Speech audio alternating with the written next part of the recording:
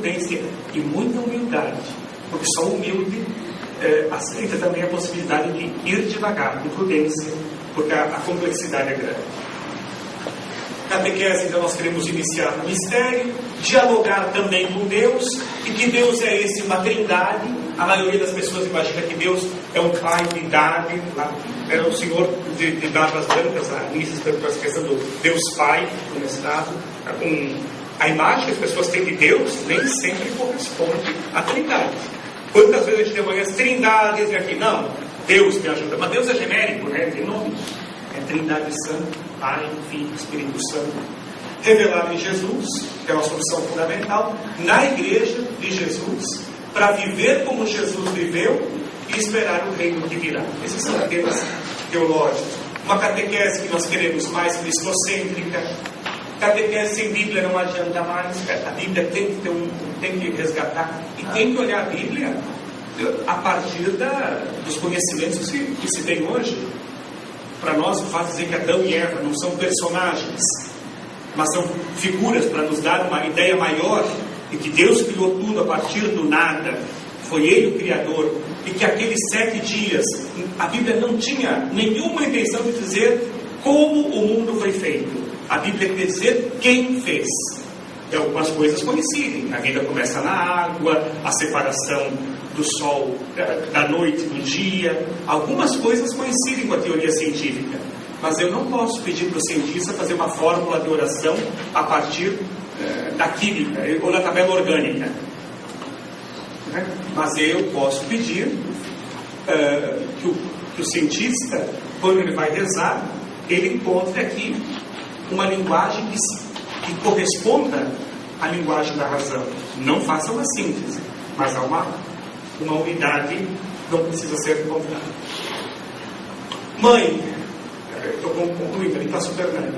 Mãe, gerar, cuidar, criar e educar. Mãe é saber educar e saber conduzir. Mas hoje em dia precisa uma nova postura para ser mãe. Levanta o braço, por favor, quem é mãe? Bastante. Hoje não basta só conduzir, tem que deixar-se conduzir também. Tem muita coisa que eu garanto que vocês estão aprendendo com os filhos. E não é problema, eles estão perto de autoridade. Só não pode inverter os papéis. Mas aprender. Amar, também dar liberdade e dar limites. Esse é o maior problema. As pessoas acham que dar limites não é amar. Pelo contrário.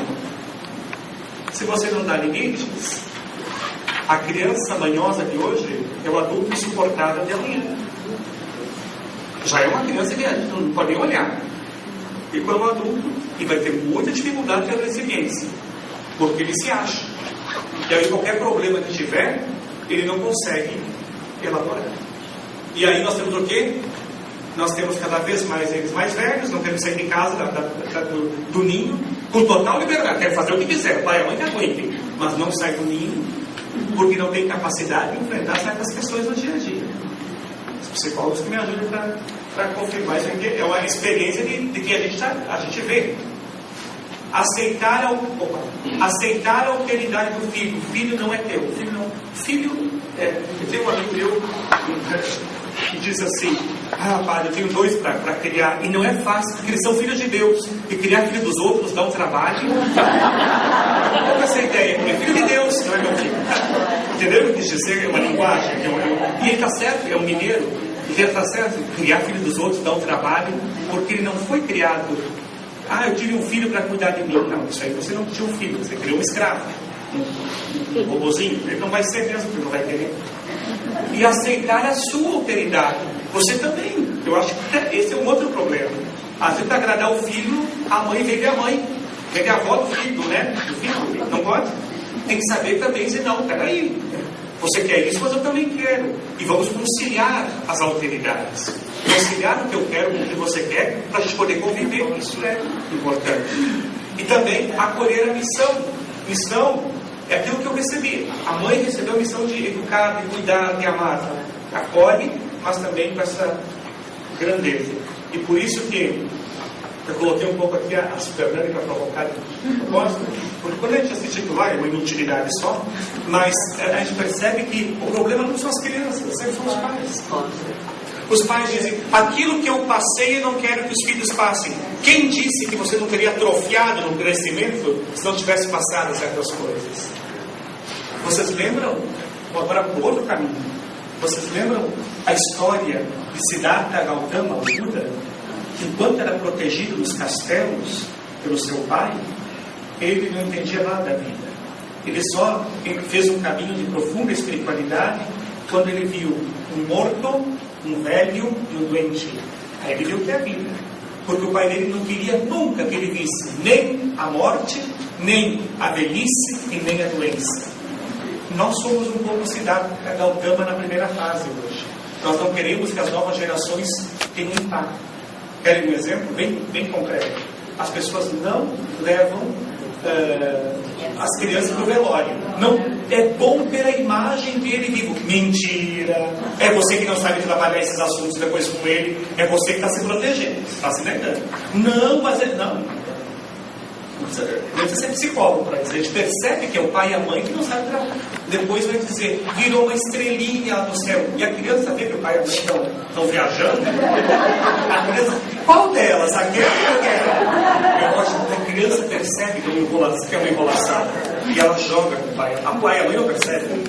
O pai e a mãe não percebem, mas a criança sabe. A criança sabe que fez uma viagem para onde? Falta para nós uma sensibilidade, uma maturidade também para perceber isso. Eu digo nós, não somos nós todos estamos muito bons, né? É sempre os outros, é sempre os outros.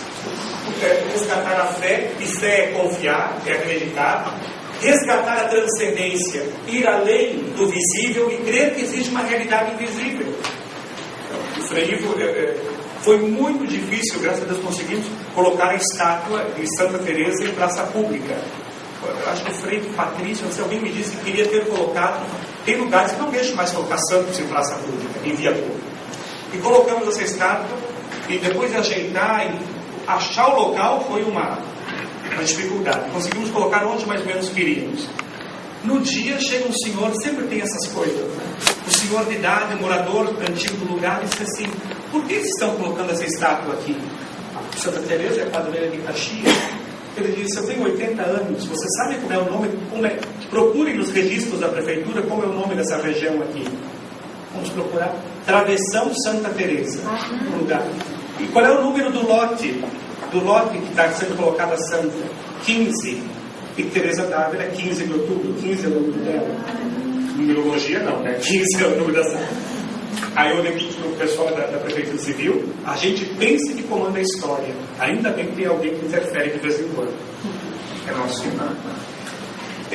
Solidariedade, pensar mais no outro, agregar e conviver, e não precisa ter medo dos blogs, do Facebook, do Orkut. Isso pode ser um caminho para agregar. O Papa diz, começa por ali para chegar no presencial. Não precisa por ele. Isso não é um demônio.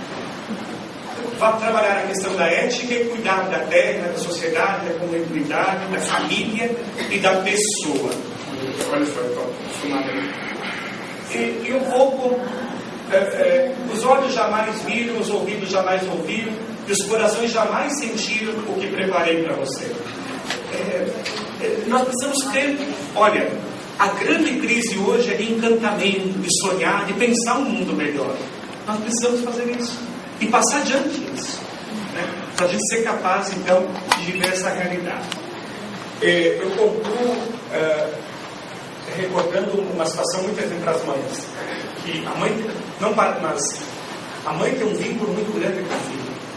E uma vez, na Itália, é uma história bem conhecida assim, a Sofia Loren ia passar em carro aberto por numa vila. E o pai chegou em casa do trabalho e disse: vamos nos arrumar, porque hoje à noite vai passar a mulher mais bonita do mundo aqui na praça. E nós temos que ir lá ver. Uma criança de 6 anos ouvir que a mulher mais bonita do mundo vai passar, ela super potencializa. Ela imagina quem será a mulher mais bonita do mundo. Como a família italiana se preparou e foi lá na praça ver. Quando chegou a hora de passar o carro, o pai colocou a criança no ombro para que pudesse visualizar melhor. Quando passou a Sofia Loren, na época ela era a mulher mais bonita do mundo. Ela ainda é bonita, mas a mais bonita do mundo, já é um exagero. Então, passou o carro e a criança viu E a criança disse, mas esta? Imaginou? Mas esta é a mulher mais bonita. Eu disse, não. A mamãe é mais bonita. Porque tem questões que não são só estéticas, são éticas. E valorizar a mãe não está só uma questão de ser mãe, porque quem ela é para a criança. Porque a questão de mãe, a Bíblia diz, pode uma mãe esquecer o filho que gerou? Claro que pode. Mas a gente sabe que mesmo se acontece isso, de alguma forma, a mãe adotiva, a tia, a avó, alguém que cumpre essa maternagem, essa maternidade, ela ajuda o crescimento da pessoa. Então eu acho que aí a gente precisa, eu termino dizendo isso, nós precisamos mais de cuidadores, de cuidarmos uns dos outros, mas isso só acontece se a gente se cuidar, porque a gente também está, como é que você vai ser um bom pai e uma boa mãe no meio desse turbilhão de coisas? A gente tem que se cultivar também. Quem se cultiva, quem se cuida. Pessoal, que a gente possa ter uma oportunidade boa nessa vida de fazer o bem. Acho que não faltam oportunidades. Eu recordo uma frase que eu gosto sempre muito. Ninguém investe onde não há esperança. Se nós todos estivermos aqui hoje à noite pensando isso aqui, nós temos esperança que um mundo melhor pode existir. Bom, não é que achamos o mundo ruim, hoje ruim, mas que a gente pode melhorar agora. Muito obrigado pela paciência de vocês.